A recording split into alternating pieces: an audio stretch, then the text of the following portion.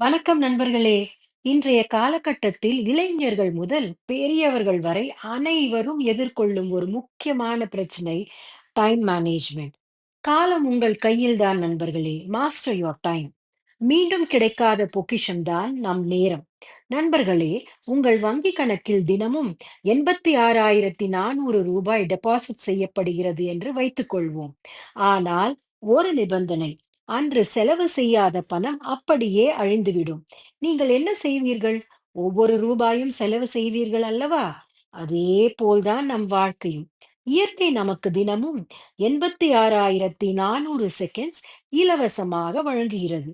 நாம் இதை பல நேரங்களில் பயனில்லாமல் செலவிடுகிறோம்.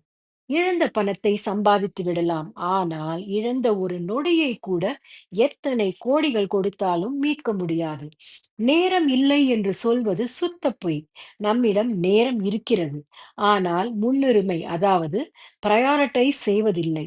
இன்று நீங்கள் எதற்கு முக்கியத்துவம் கொடுக்கிறீர்களோ, அதுதான் உங்கள் எதிர்காலத்தை தீர்மானிக்கும்.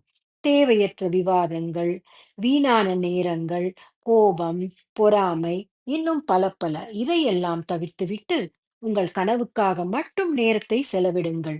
நேரம் என்பது ஓடும் நதி போல. அதில் நீங்கள் 2 முறை கை வைக்க முடியாது.